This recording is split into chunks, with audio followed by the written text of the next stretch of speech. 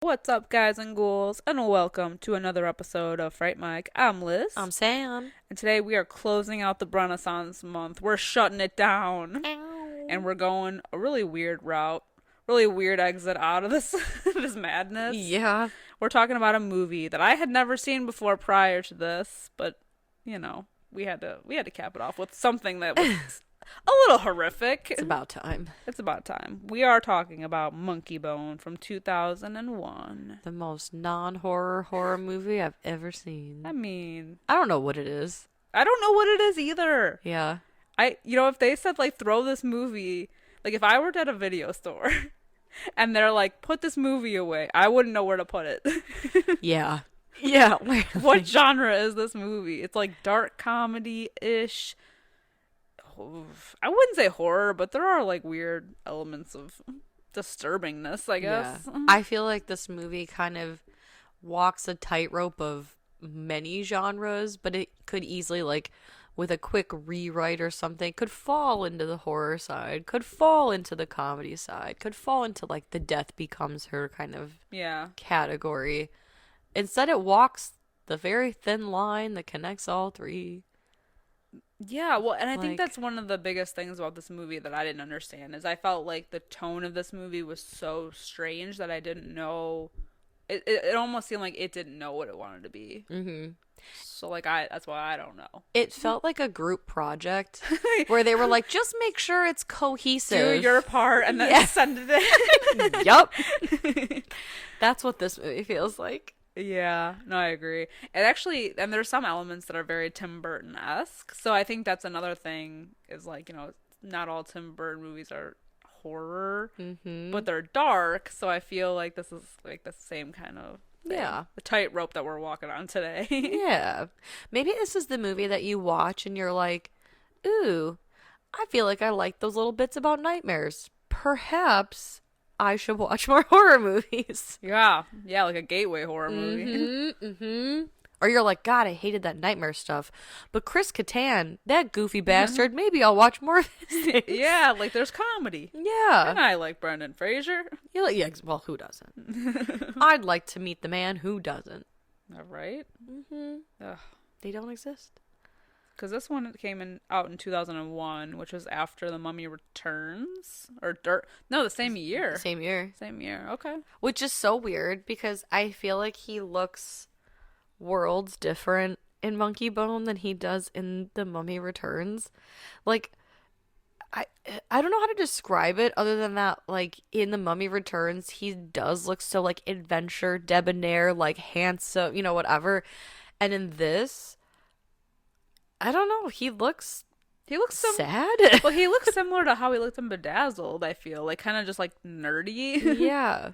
A little schlumpy. There's something just so sad. And I guess maybe it's the character, too. Because the character is riddled with problems. But it's like, he just looks, like, sad. Yeah. When this was after Bedazzled, too. It's just so funny to me that he was, like, a strong, strapping, swashbuckling, like, adventure-type guy in the Mummy movies, and then he goes on to make, like, he's a nerd in Bedazzled, he's a nerd in Monkeybone. Like, he's just, like, wearing his little windbreakers, hiding behind his nerdy glasses. Yes. He's got range. The man can do it all. But I don't buy it. You're telling me nobody at that office in Bedazzled had a crush on him? I know. He was adorable. So cute. I mean, they made him really pathetic and, like, annoying, but he was so cute. But I feel like every office, there's, like, a group of people that are kind of like that, right? Like, look at What Women Want. There was, what's her face? Judy Greer's character. I bet her and, what the hell's his name in Bedazzled? Elliot. Her and Elliot Richards would have, they would have been married. Yeah. They would have been awkward together. That's true. It's another great movie. Yeah, I know. For another time. For another time. Yeah, so Monkeybone currently has a 4.8 out of 10 on IMDb.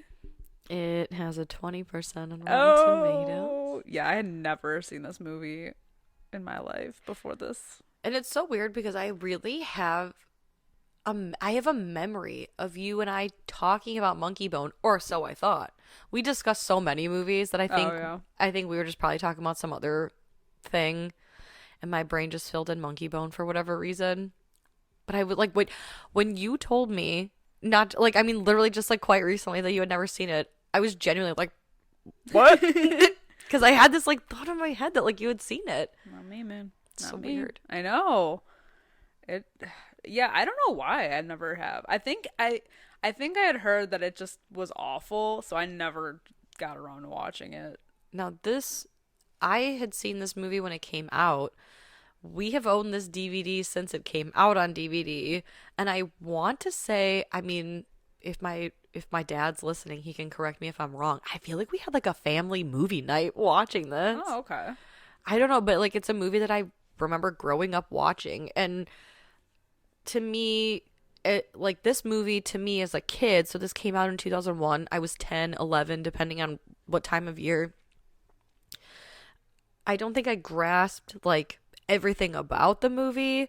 So I just liked the visuals of the downtown coma land, and I loved Rose McGowan as Miss Kitty, and of course I loved Brendan Fraser. So it was just kind of like, oh, it's that weird, wacky Brendan Fraser movie. Yeah. And I would just toss it on and whatever. And as you grow older and you kind of revisit the movie, you know, it's like older me watching it. I was like, oh. Like, what the fuck is this? I see. Yeah.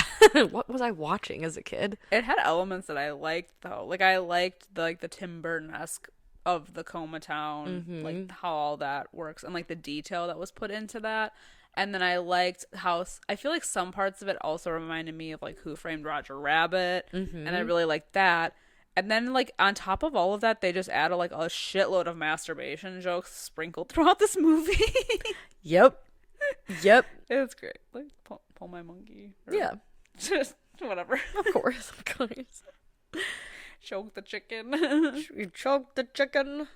I don't know. It was wild. I know. But I feel like that was kind of like the level of comedy at the time, because South Park came out not too long before this, I think. Didn't that premiere in like 98? Yeah, 99, something like that? Yeah, something around there. Yeah, because I was in like elementary school, I think, when South Park was on. I think. So it was just like, I don't know. I feel like everybody liked like poop and fart jokes. And, like the stupid humor.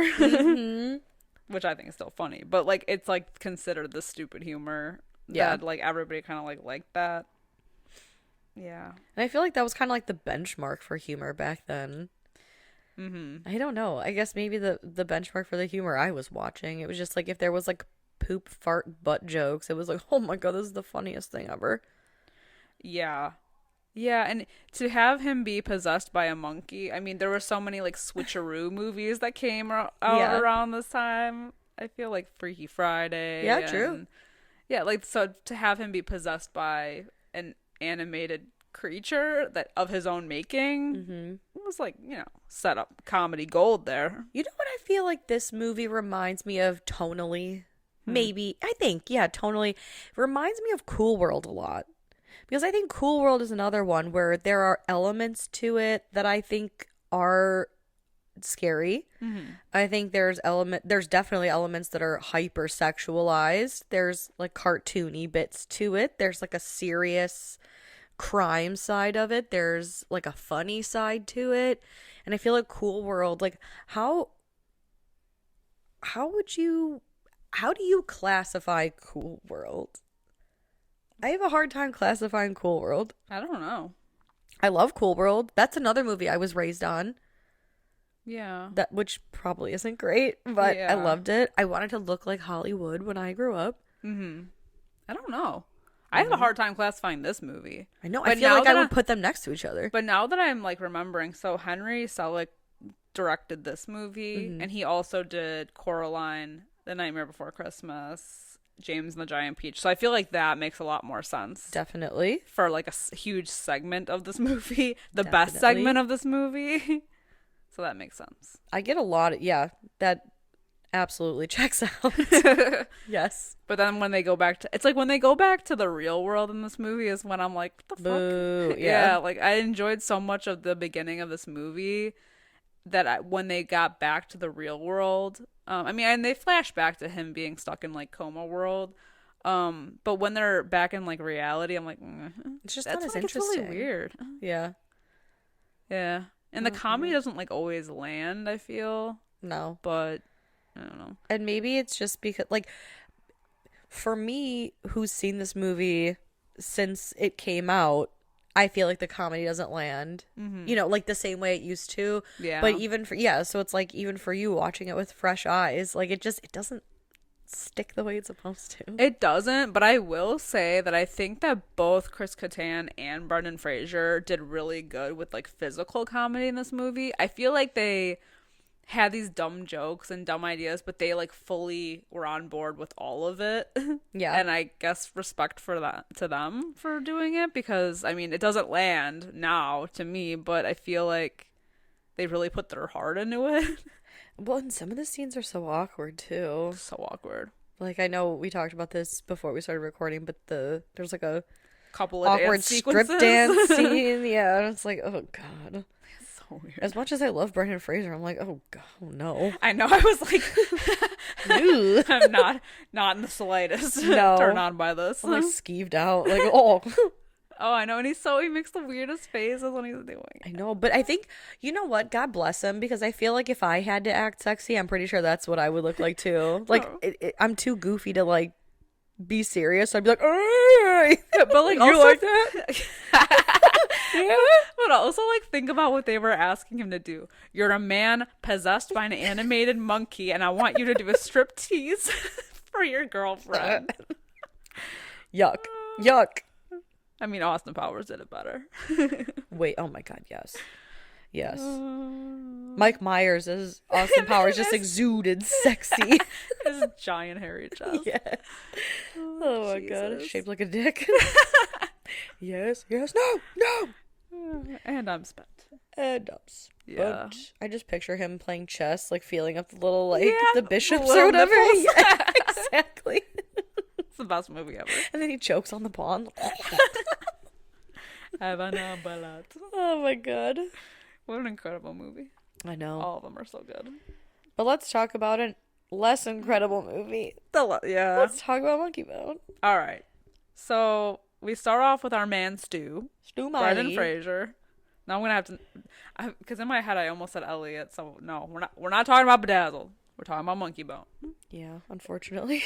So he is he's an artiste, and he came up with the Monkeybone comic strip, which is like blowing up, and everybody wants to capitalize off this whole thing, and he wants like nothing to do with any of this. He's over it already. Just at the start of the movie, he is like not interested in fame at all. He just wants to propose to his girlfriend. Mm-hmm. Played by the lovely Bridget Fonda. Yep. Yeah, I almost said Jane Fonda. Oh. Also lovely. Yeah.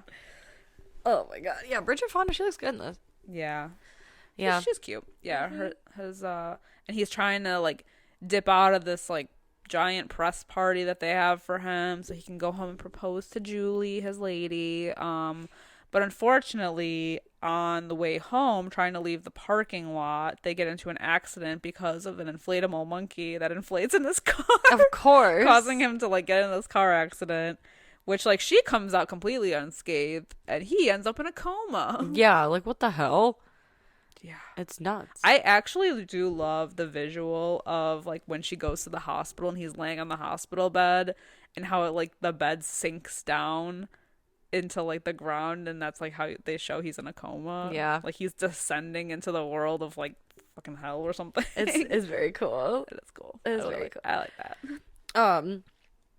I also do love, so like Brendan Fraser's sister in the movie is played by Megan Mullally, and I love just how awful of a person she is. Oh, I know. She immediately wants to like pull the plug. Yeah, she's like, the plug. Oh, which one's the plug? And he's like, the plug. She's like, the plug. Like, oh my god, trying to kill his ass already. She's sick of him. I know. She doesn't want to commit. And I think I think in the real world, and it's like we do go back and forth between the two, but I think at a certain point in this movie, we're told like he's been in a coma for so long, and they're basically giving him it goes so fast. Yeah, because they're like, oh, at 3 months we're gonna pull the plug. Yeah, because she wants to pull the plug immediately. Yeah. And the doctor's like, after 3 months, there's really like little to no success of them ever returning, let alone returning to like a normal functioning state. So they give 3 months, and she and Bridget Fonda's being like a good girlfriend. She's like trimming his beard and like keeping up with him. But then like that's all happening while everything is happening with Brendan Fraser downtown. Yeah. So like, and he gets into town by taking this like roller coaster. It's very like Beetlejuice-esque. Mm-hmm. And when he gets there, he's greeted by 2 singing like statues. Yeah. We welcome you to downtown while you're in your coma. I love that they're on the where like the platform is. There's just like a pile of psychological baggage. Yes, I love it. It's so like all the little details in like the downtown area I think are kind of like funny and cool. Yeah, there's all these little creatures walking around. They have like a little like a Ferris wheel, and they have a theater which is like that plays nightmares. It's like nightmare cinema. Yes. And I love it because it's like it's called the Morpheum Theater instead of the Orpheum Theater. Yep. And then they have a bar that serves comatini's through a drip line. Yes, it's so good. It's so creative. That was like the most creative part about this movie. And I like that the one bar they're all like kind of sitting in like bumper cars. Yeah.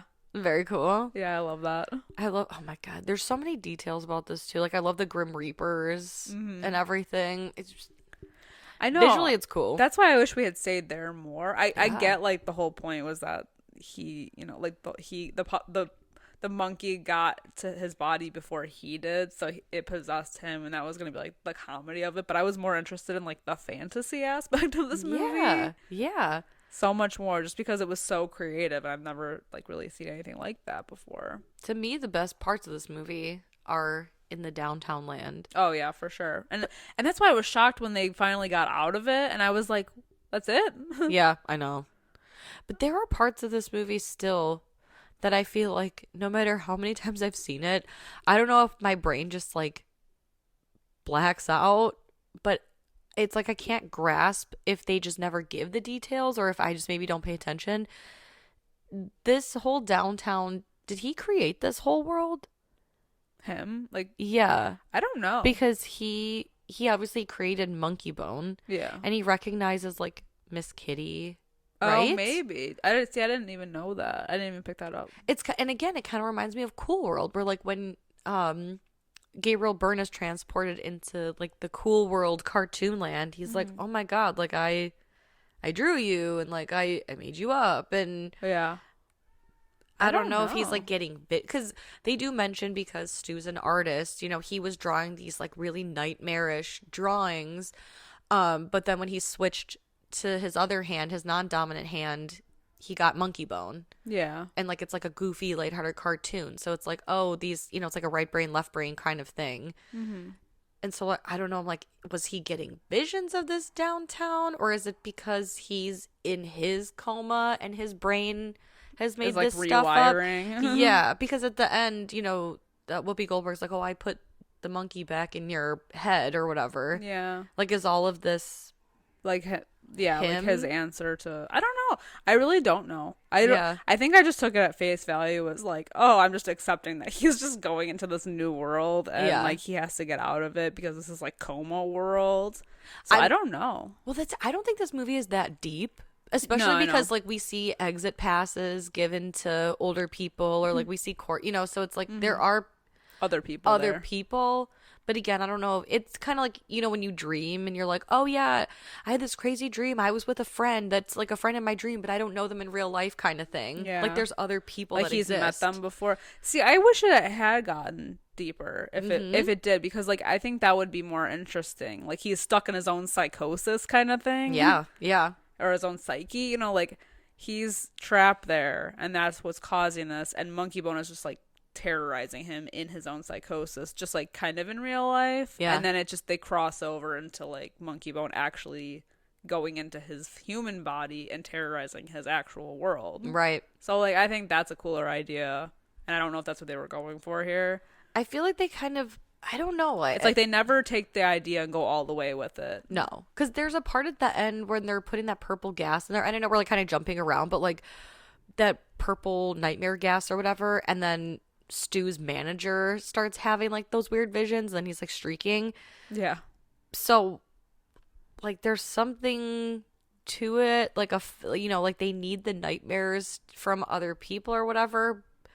It's like how it's like Monsters Inc. How they like fuel the power, with children's screams. They fuel their world with people's nightmares. Right. Also cool, very cool. But it's like I don't know. They never like fully commit one way or the other. It's just like never explain it. And again, I don't think this movie is that deep, but that's a little confusing. I know, because I think it would be a cool idea to kind of expand on that, but I don't know if that's what they were going for. Right. I don't know. I don't know. I mean, they could. Yeah. Either way, Stu arrives at a bar, right? And they're watching like nightmares and things. And then Miss Kitty comes up, played by Rose McGowan. And she's like so stunning. Mm-hmm. There's a lot of good beautiful people in this movie. Yeah. And we see like a performer. And then Monkeybone comes on. He does like a little comedy bit and like a musical number. And then he goes over to Stu, and he's being like gross with Miss Kitty, where he like jumps down her cleavage, and then he says he wrote his phone number on her underwear. Yeah, gross. So nasty. Oh yeah, this is when we get our first masturbation joke of the movie, I will say, because I wrote it down. So I think it's Monkeybone who says it. He's like, she's like, "Oh, can I get you a drink?" And he's like, "I'd love a stiff one, but Stu forgot to show me how," or whatever. Oh yeah. Or no, to endow me. Oh my god. Amazing. Oh my god. There's so many sprinkled throughout this movie. It's like, crazy. Jesus. I know. From an animated monkey. Of course. I love it so much. But while they're at the bar, the lights like get shut off. Or, like, I guess like everything kind of goes dark, and we get a Reaper who comes in.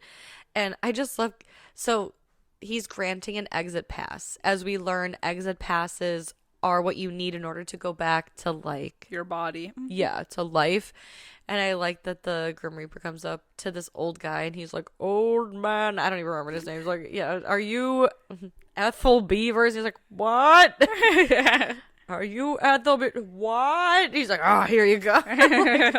I just love that these Grim Reapers are just basically like 9-to-5ers. Like, yeah, they're like, and then as soon as Brendan Fraser tries to get his attention, he's like, "I'm off the clock." Yeah. He's heading home for the day. Grabbed his briefcase. It's too real, Took the next trip home. Exactly. But then he finds out, so Stu finds out, I should say, that he's invited to Hypno's pajama party. He's received an invitation. It's an exclusive party that reminds me a lot of one of the parties from like Austin Powers. Yeah. Was that weird? No, it's like kind of it looks very 60s. It does, yeah. It's all like kind of like black and whitish. It's all groovy, baby. It's all groovy. Yeah. Yeah. Well, this is when he gets to see the live feed of his like human brain, like what's going on in the reality, which is his sister Kimmy wanting to pull the plug on him like right then and there. Mm-hmm. And he also witnesses Julie's nightmare, because they're like, "Ooh, we got a live nightmare coming in," and they're all gathered around at this party, and they're like, "Oh shit!" Like it's it's Stu's girlfriend, and she has a nightmare about them. Like I think they're sitting on like they're having like a picnic or something, and then it ends up with Kimmy pulling the like breathing tube out of him, and then he deflates, and it's honestly like terrifying. Yeah. And he's watching this like, oh god, he melts. I know. And then Hypno gives him the information that he needs, that they are gonna pull the plug at, I think, what is it, 9 a.m. Oh yeah, they're pulling the plug at 9 a.m. So the only way to get back to his body is that he has to steal an exit pass from the Land of the Dead. He can cheat death. Yes. Yeah. So he hitches a ride to Deathland. I love it.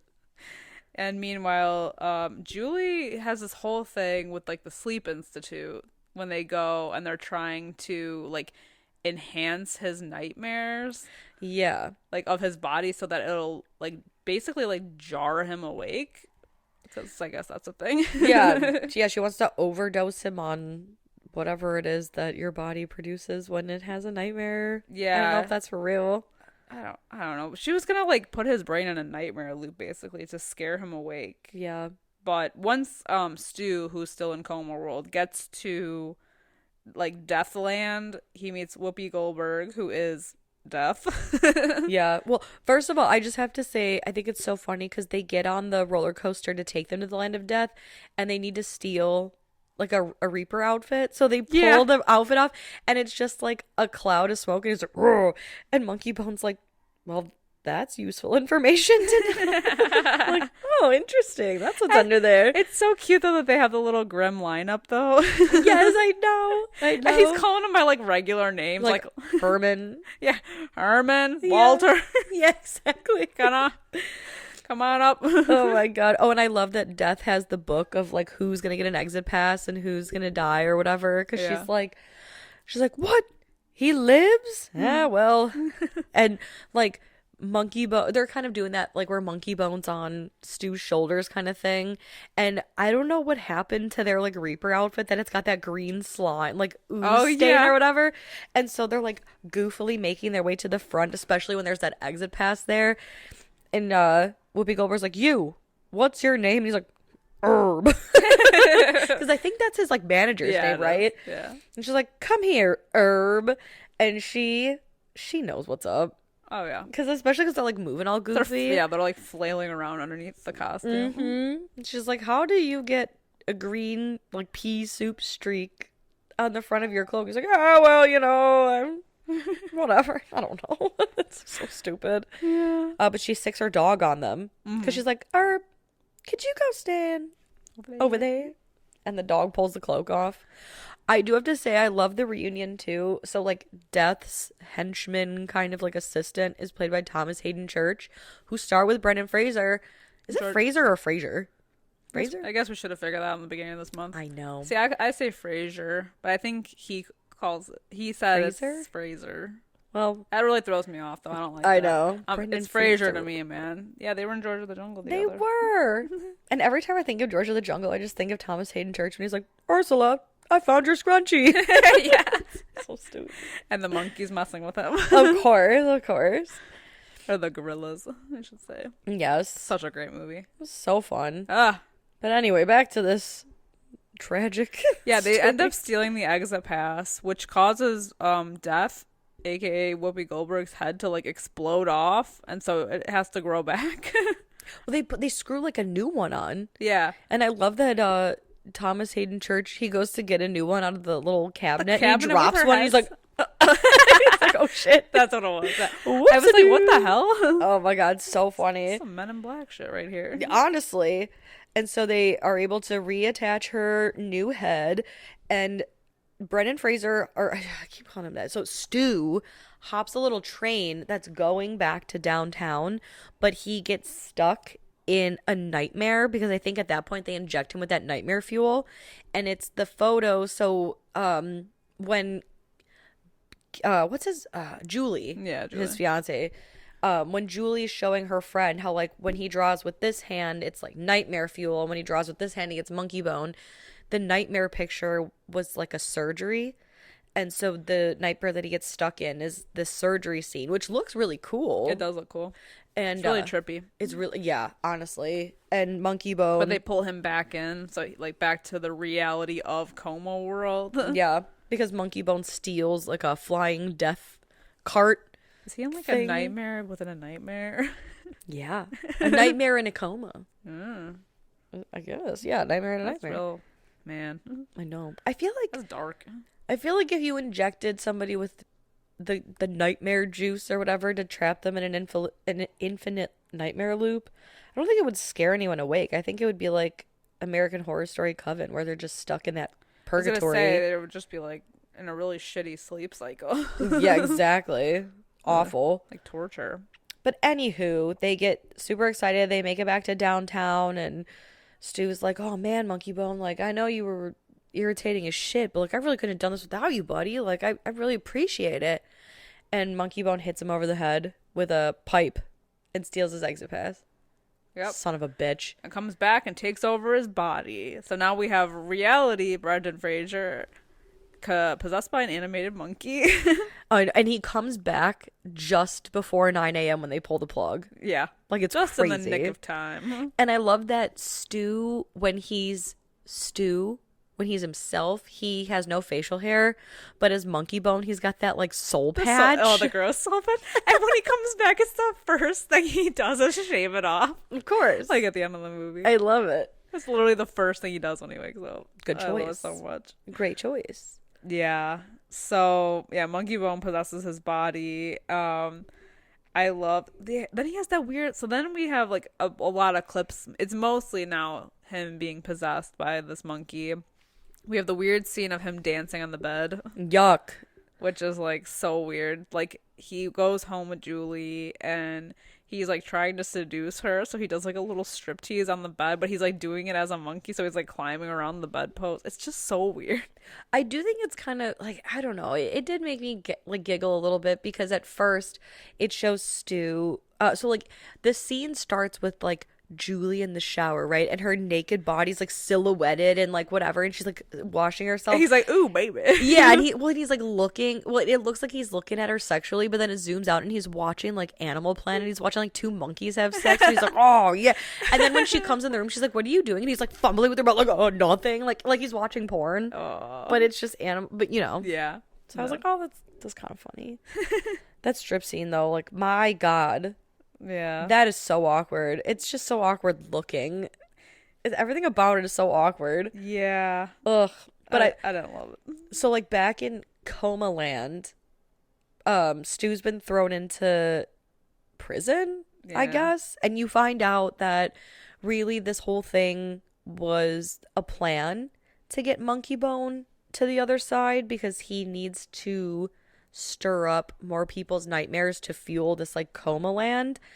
But I love this scene so much because like slop gets thrown in and Stu's just sitting there and he's offered popcorn by a guy who calls himself Steve King, which is funny because he is supposed to be obviously Stephen King.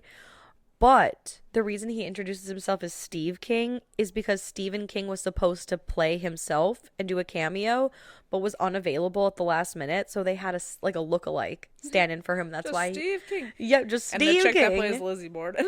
Yes, exactly. Yeah, so he meets like all these people that are there, like Stephen King, Lizzie Borden, Attila the Hun, or yeah, I think it was like Attila the Hun. So does that mean that Jack those the Ripper. People, like if it was the real Stephen King, is in a coma, and that's why they're also in this world? I don't know, because I think, don't they make a joke that like the only person to get an exit pass was Stephen King, but then he's like, oh, you know who stole it was Cujo or is something. So like I truly don't know what, like, again, they don't make anything clear, right? Yeah. The only thing I love is that Hypnos comes in to talk to Stu, and they're all like, Hypno, and Stephen King's like, did you get that nightlight I sent for? And you just hear King, you pussy. And what does he say? He's like eat a dick, Poe. Like, I didn't even hear that. Oh my God, it's so good. Wait, I wrote it down. What does he say?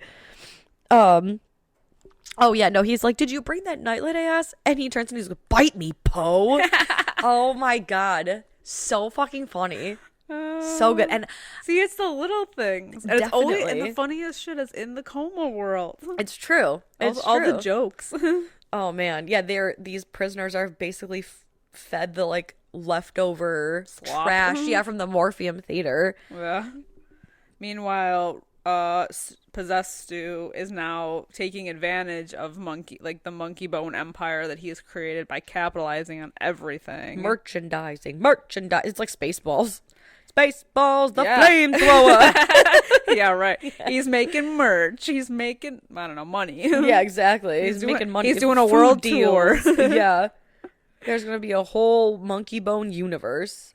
Oh my God. Mm-hmm. Yeah, so his whole plan is to like break into the Sleep Institute to do this like nightmare gas. Yeah, he's supposed to steal the Yeah, because somebody like these big business, like corporate guys, do like a pitch to him to have these monkey bone dolls made, like these plush dolls made, but they fart out like a like a stinky Gas. gas or Yeah. whatever, and he like loves it, so he gets the idea to like instead switch out the like gas chamber thing with this nightmare fuel, essentially. Like so stupid.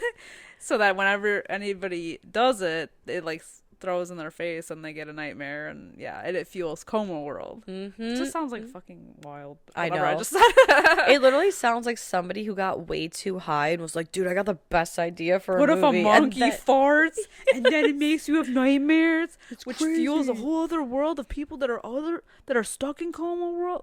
What the fuck did I just say? Yes. I don't even know. And the whole way that that the monkey lets the gas out is that you pull a thumb from its butthole. Yeah. What the fuck It's like is something this out of Ren and movie? Stimpy. I don't know. What is this movie? It's crazy. Oh, it's an enzyme. Oh my Lord. God.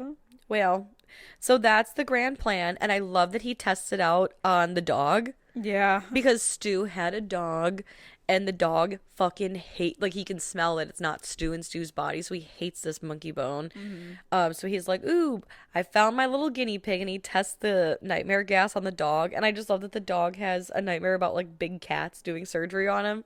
Yeah. So funny. I love too, like, so Julie knows that, like, he's not himself. And, you know, she's like, remember you were gonna, like, propose to me and I found the ring and everything? And he's like, married? She wants to get married? He's like, well, I guess if I'm married, then nobody will testify against me. I'm like, Yes. oh. And I love that even his like assistant was like, "For what?" Like what? Oh. Oh man. Damn. Meanwhile, back in Coma Land, Miss Kitty seduces Hypnos to steal, I don't know, the key to the cell that Stu's locked in.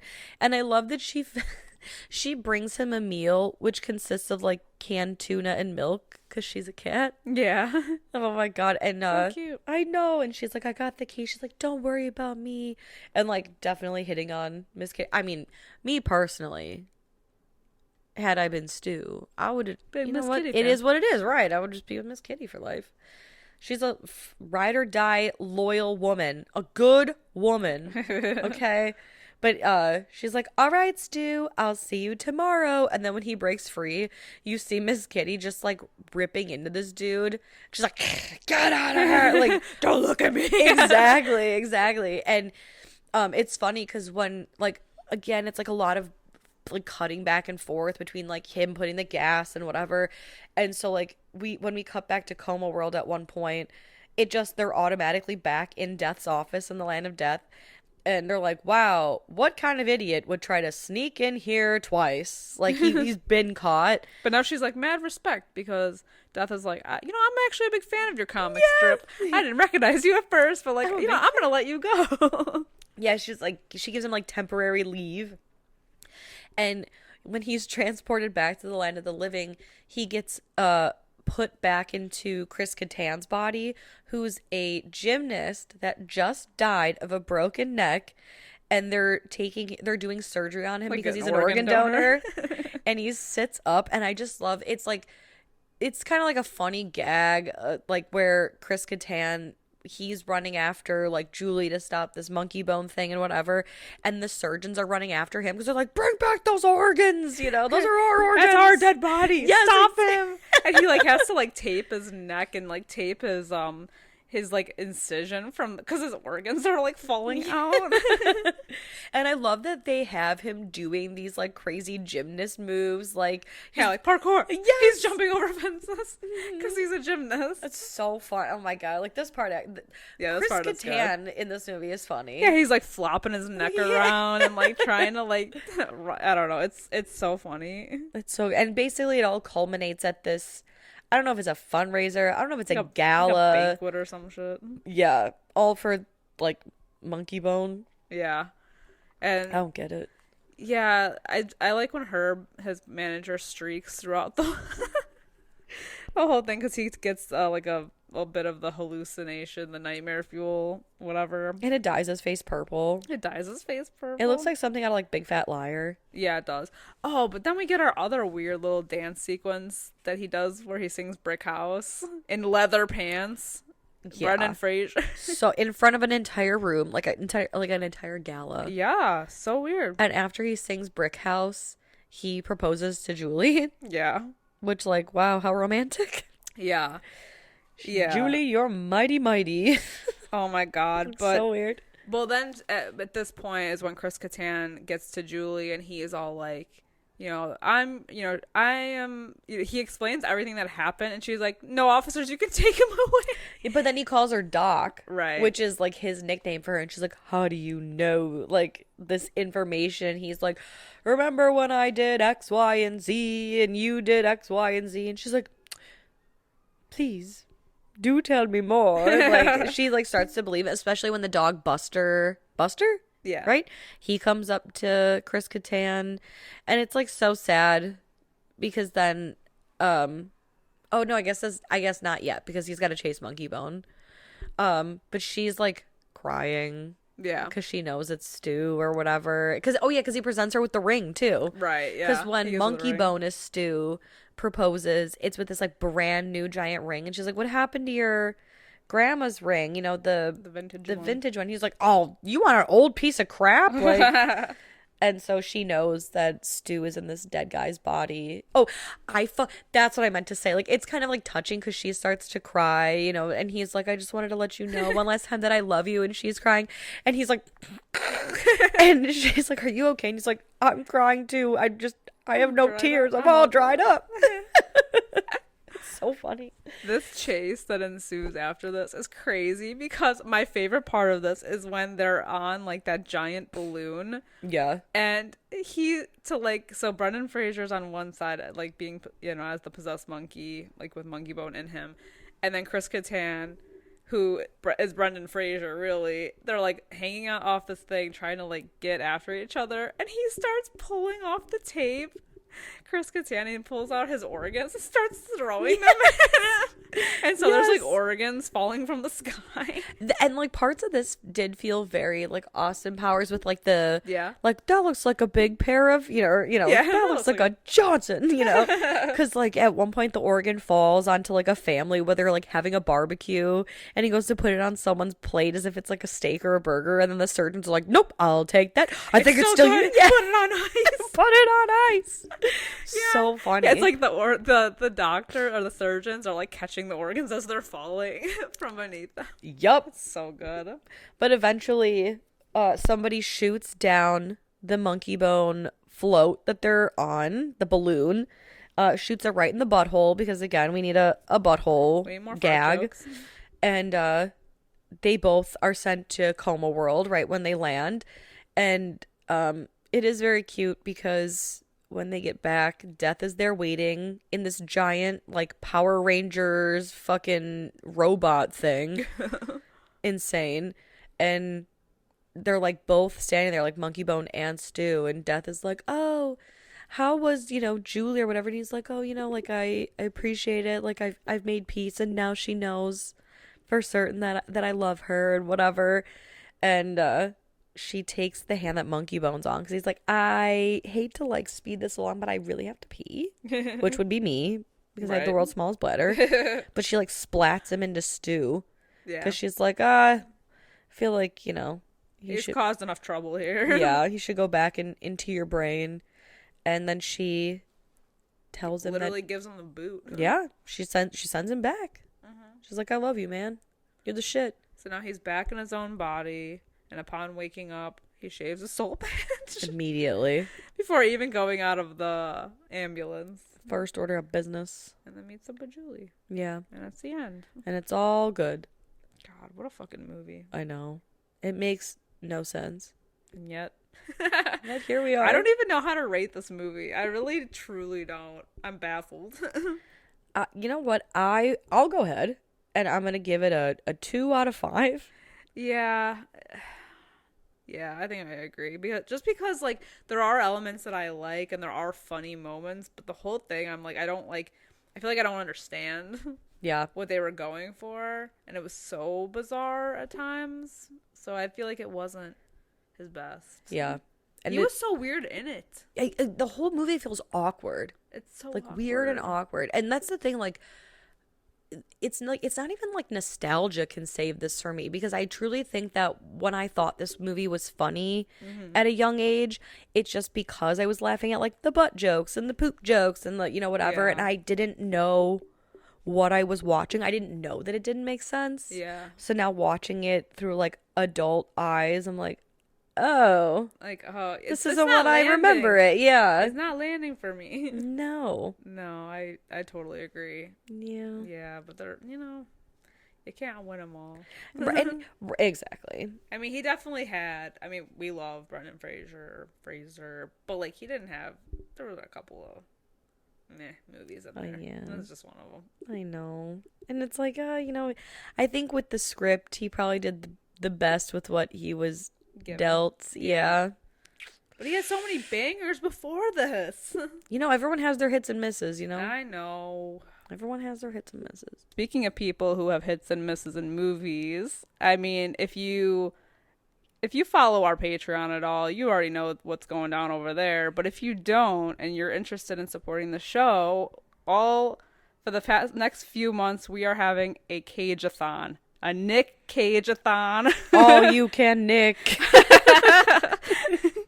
Raging Cajun. Yes. We've been covering some awesome Nicolas Cage movies over there. So head on over to patreon.com/Fright Mic Podcast if you want to join in on all the fun and the chaos that's happening over there. Amen. Talk about hits and big misses. But hits too. But also hits. Even the misses are hits. Oh my god, yeah. So hit us up over there if you are interested in helping. And you'd be supporting the show, which is always appreciated. And you can join our fun little community over there. Yes. But that is just our opinion on Monkeybone. So let us know if you have seen it, what you guys think about it. You can hit us up over on Facebook, Twitter, Instagram, TikTok. We have a Discord now. So if you want to talk about the movie, chat with us after listening. We're always hiding in there, lurking in the shadows. Of course. Join the community that way. And of course, if you have a minute and you want to give the show a quick 5-star rating or review wherever you're listening, we would really appreciate that. But give us the Mario Party star. Right? Give us the gold star, man. Yes. We're stealing your stars. Until next time, I'm Liz. I'm Sam. Rest in peace.